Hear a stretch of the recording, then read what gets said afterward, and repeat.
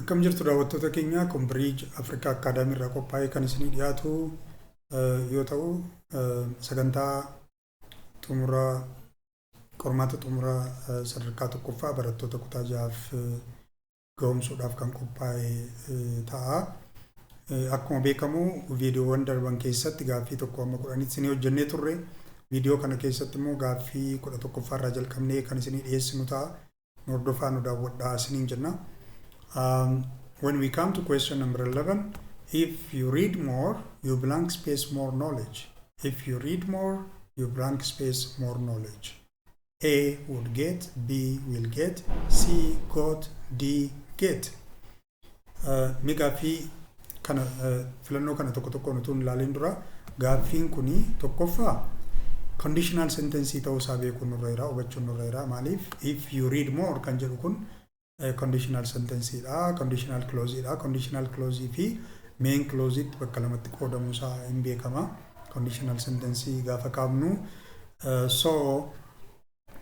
conditional sentence keessa immoo gosa garaa garaa akka jiru beekamaadha. There is zero conditional, there is type 1 conditional, there is type 2 and type 3 conditional. Altogether we have 4 types of conditional sentences. Isaan sana keessaati isa kam kan jedhu kana gaafilachuudhaa fi dura gaaffii sana hubachuu nurra jira jechuudha. Gaaffii kana yoo laalle if you read more yoo baay'ee dubbistee fi maal gootaa beekumsa bakka duwwaa jedha. Yoo baay'ee dubbistee beekumsa bakka duwwaa jedha. Beekumsa gaa yookiin immoo beekumsa caalaa kan jedhu asitti argina. So if we look at this statement is talking about something which is real. Something which might happen in the future if the precondition is fulfilled. So there is a possibility or there is a probability for the action to take place in the future. So this has to be conditional sentence type 1 ta'uu qaba jechuudha. Type 1 ta'uu qaba. Type 1 gaafa ta'u immoo if clausing tensiin isaa maal ta'a, main clausing tensiin isaa maal ta'a kan jedhu beekuun barbaachisaadha. So if type 1 dha jennee yoo fudhanne yookiin immoo yoo tamanne type 1 ta'uu isaa erga mirkaneeffannee booda type 1 formii isaa ilaalla jechuudha. So type 1 form in the if clause, type 1 form in the if clause is equals the tense of verb form in the if clause is verb 1 form, verb 1 form. And but in the main clause becomes will plus verb 1. Type 1 gaafa jennu kana ta'a jechuudha. So type 1 isaa read erga ta'e, type 2 type 1 in if clause isaa read erga ta'e, main clause isaa maal ta'uu qaba jechuudha. Will plus verb 1 filannoo sirrii ta'a jechuudha. So kana keessaati would get, will get, got and get kan jedhu kana kiyaa filannoo sirriin will get kan jedhu kana ta'a jechuudha. So deebiin isaa sirriin B will get kan jedhu ta'a. Okay, A yoo fudhannee N ta'uu hin danda'u sababiin isaa would get kan jedhu kun type 2 keessatti kan itti fayyadamu. Type 2 keessatti kan itti fayyadamu. Type 2 conditional sentence main clause partiidhaaf would plus verb 1. We usually use would followed by verb 1. This is the pattern of type 2.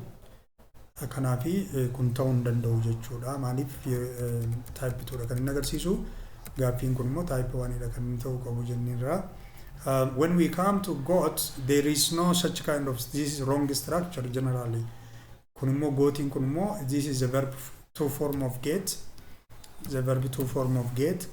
And we don't have this kind of structure in conditional sentence. Conditional sentence keessatti main clause part irratti verb 2 formii qabaachuu hin dandeenyu. Type 1 isa ta'u, type 2, type 3 isa ta'u, zero conditional isa ta'u, verb 2 formii qabaachuu hin dandeenyu. Kanaaf caasaan isaa dogoggora jechuudha kun. And when we come to get, kunillee akkuma kana getiin yookiin will get kan jedhu ta'uu qaba. In type 1 conditional sentence will get kan jedhu ta'uu turreera malee get ta'uu hin danda'u. Will fudhachuu qaba. Modal verb will kan jedhu kana fudhachuu qaba jechuudha. So kanaafi ta'uu hin danda'u kun kan inni ta'uu danda'u tariitii zero conditionalii keessatti ta'uu danda'a. Kun immoo zero conditionalii miti. Kanaaf deebiin sirriin B dha jechuudha. So ibsa isaa kana ilaaluun hin danda'ama. Would get is incorrect because would is used in second conditionals for hypothetical situations. Hypothetical means assumption or imaginary or likely.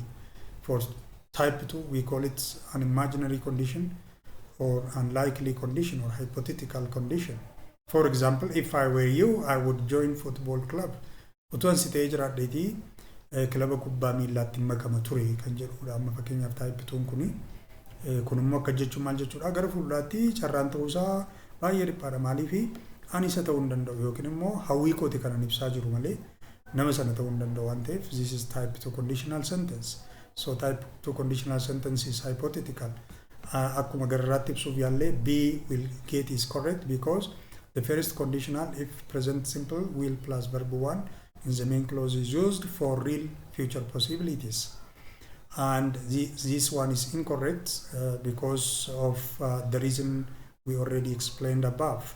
Walumaa galatti why conditional sentence hubachuudhaaf conditional sentence structures in the main clause are as follows.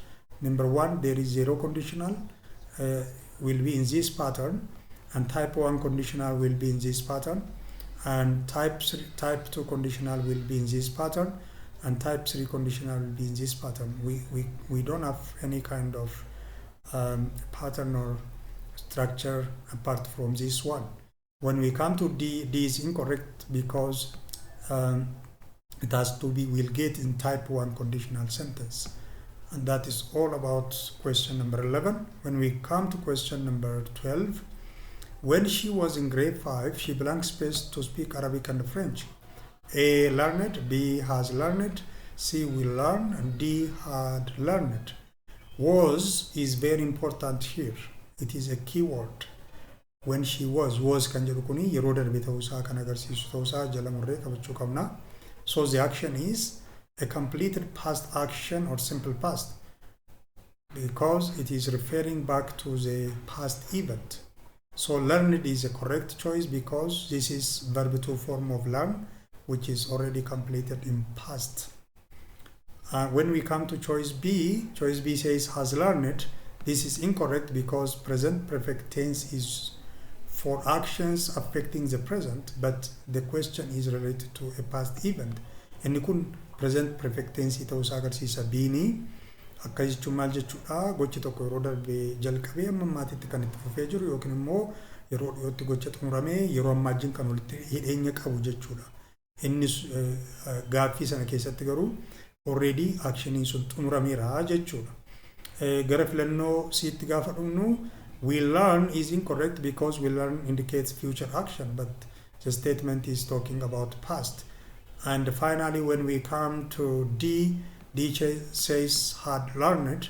This is also incorrect because past perfect is only necessary if another past action preceded this. This means when there are two actions and one happened before the other one.